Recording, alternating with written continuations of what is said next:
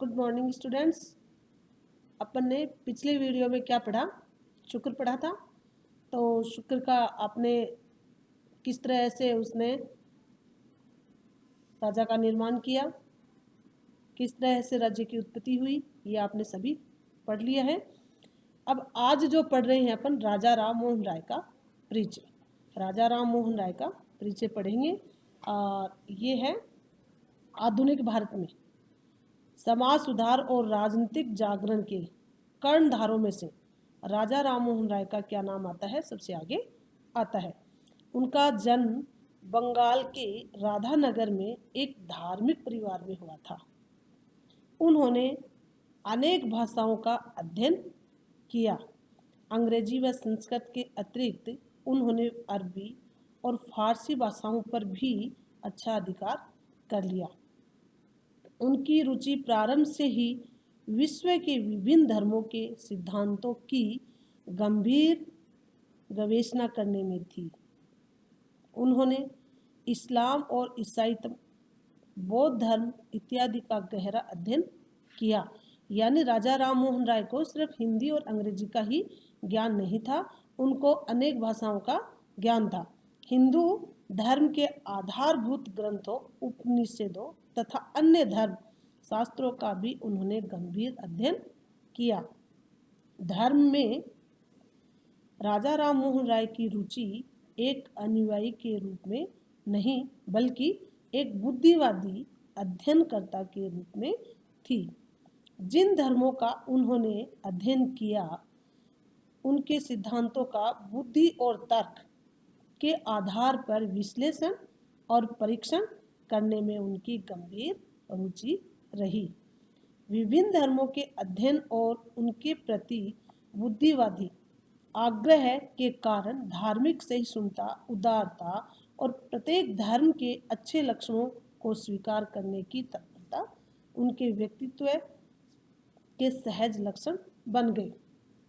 राजा राम मोहन राय केवल अध्ययनकर्ता ही नहीं थे, वो भारतीय समाज में व्याप्त बुराइयों जैसे बुराइयों, कुरीतियों और अंधविश्वासों के निराकरण के लिए गंभीर प्रयत्न किए। सती प्रथा के विरुद्ध जन जागृति के वे अग्रदूत थे। सती प्रथा के उन्होंने उन्मूलन के अतिरिक्त उन्होंने स्त्रियों की शिक्षा के अधिकार, विधवाओं को पुनर्विवाह, पर्दा प्रथा के विरोध आदि के लिए समाज को जागृत करने में महत्वपूर्ण भूमिका निभाई। यानी राजा राम मोहन राय एक अध्ययनकर्ता ही नहीं बताया गया है, वह समाज में जो भी बुराइयां फैली हुई थी उनका भी सभी का निवारण किया।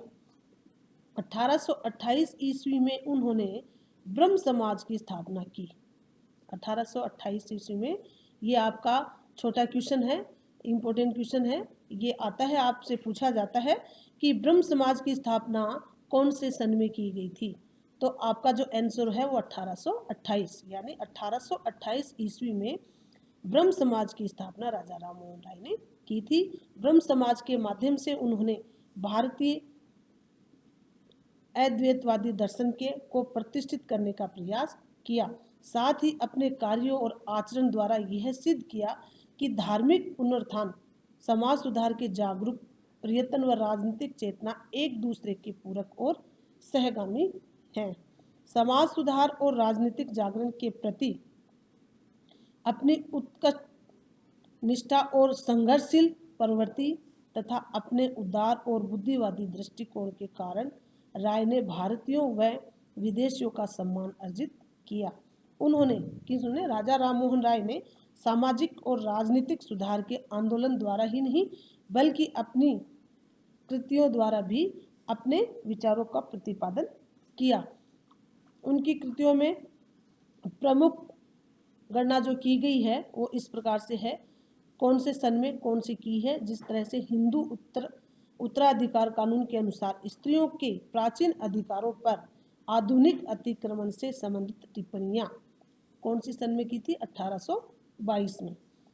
प्रेस पर नियंत्रण के विरुद्ध सर्वोच्च न्यायालय एवं सम्राट को याचिका 1823 में। अंग्रेजी शिक्षा पर लॉर्ड एम फर्स्ट के नाम से एक पत्र 1823 में, ईसाई जनता के नाम अंतिम अपील 1823 में, यूरोप वासियों के भारत में बसने के संबंध में विचार 1831 में, भारत की न्यायिक एवं राजस्व प्रणाली पर प्रश्नोत्तर 1832 में।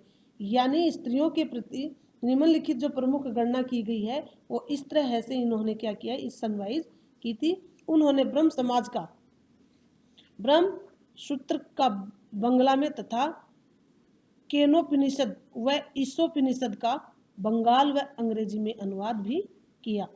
उन्होंने फारसी भाषा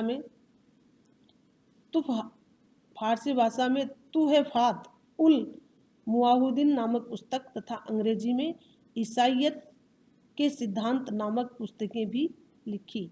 उन्होंने कई संस्कृत ग्रंथों पर व्याख्याएं भी प्रकाशित की और बंगला में समाद कौमुदी तथा फारसी में मिरात उल अखबार नामक 2 समाचार पत्रों का प्रकाशन पर पत्रकारिता के क्षेत्र में भी योगदान दिया। भारत में नव जागरण के अग्रदूत और समाज सुधारों के उत्कट योद्धा राय की 1833 में इंग्लैंड के ब्रिस्टल नामक स्थान पर क्या होगी, मृत्यु हो गई। यानी राजा राममोहन राय एक अध्ययनकर्ता ही नहीं बताया गया है, राजा राममोहन राय एक समाज सुधारक भी है। राजा राममोहन राय के विचार में जीवन और चिंतन की पद्धति पर बाल्यकाल से ही बड़े प्रभाव से निर्धारित हुए थे। प्रारंभ से ही धर्म के प्रति उनके जिज्ञासु दृष्टिकोण ने उन्हें इस्लाम, ईसाईयत और हिंदू धर्म के मूल सिद्धांतों के प्रति आकृष्ट किया। अनेक धर्मों के अध्ययन का सहज परिणाम यह हुआ कि वे धर्म के प्रति एक संकीर्ण दृष्टिकोण नहीं रख सके। यानी सभी धर्मों को साथ में लेकर चलने वाले में से राजा राममोहन राय थे। भारतीय समाज में विद्यमान विकृतियों, आडंबरों और अंधविश्वासों ने उन पर नकारात्मक प्रभाव डाला। भारतीय समाज की इन कुरीतियों को उन्होंने धर्म और आध्यात्मिकता का निषेध माना। भारतीय समाज की विकृतियों की आलोचना करने के लिए उन्होंने भारतीय धर्म ग्रंथों की जो मौलिक व्याख्याएं की थी वे उन पर धर्म और सामाजिक परिस्थितियों के को भी सम्मिलित प्रभाव का परिणाम था। 1809 से 1814 की अवधि में ईस्ट इंडिया कंपनी की सेवा में उन्होंने अनेक अंग्रेजों के निकट संपर्क में आने का अवसर मिला। इस अनुभव से उन्हें अंग्रेजी रहन सहन व जीवन पद्धति को अधिक समझने का अवसर भी मिला और वो यह निष्कर्ष निकाल सके कि भारत में ब्रिटिश संपर्क के राजनीतिक व आर्थिक परिणाम चाहे उतने सुखद न रहे हो, ब्रिटिश संपर्क से भारत को अनेक क्षेत्रों में अत्यधिक लाभ हुआ। ब्रिटिश उपयोगितावादी विचारक बेंथम तथा दास प्रथा की विरोधी एवं जनता में शिक्षा का प्रचार के समर्थक लॉर्ड ब्राउदम से उनका निकट संपर्क हुआ। राजा राममोहन राय के धार्मिक और सामाजिक विचार मूलतः भारतीय उपनिषदों के एकेश्वरवाद और सत्ता के अद्वैतवाद से प्रेषित है। एकेश्वरवाद यानी एक ही ईश्वर है, एक ही ईश्वर में विश्वास करने वाले राजा राममोहन राय थे कि जिस तरह से अलग अलग देवताओं की पूजा करते हैं, कोई बालाजी की, कोई शिव जी की, कोई उनकी संतोषी माता की, कोई किसी अन्य, लेकिन उनका कहना, राजा राममोहन राय का कहना यही है कि ईश्वर एक है और हम उनकी संतान है। यानी एकेश्वरवाद, एक ही ईश्वर है और उन्हीं की सभी संतान है। अलग अलग नहीं तो अलग अलग ईश्वर हैं और नहीं वो उनके धर्म को मानते हैं, इसलिए एकेश्वरवाद में विश्वास करते हैं। ईश्वर एक है। ईसाईयत और इस्लाम के अनेक विचारों ने उन्हें आकर्षित तो किया, लेकिन अपने सामाजिक, धार्मिक और राजनीतिक चिंतन के मूल आधार के रूप में उन्हें भारतीय अद्वैतवाद को ही अपनाया। कहने का तात्पर्य है कि राजा राममोहन राय अध्ययन करता ही नहीं था, एक समाज में जो भी बुराइयां थी, जिस तरह से सती प्रथा, विधवा पुनर्विवाह है, स्त्रियों को शिक्षित करना, ये सारा जो है सती प्रथा के प्रति विरोध करना, ये जो भी कृतियाँ थी ये राजा राम मोहन राय ने समाज में जागृत करने के लिए महत्वपूर्ण भूमिका निभाई, जिससे समाज में काफ़ी सुधार हुआ।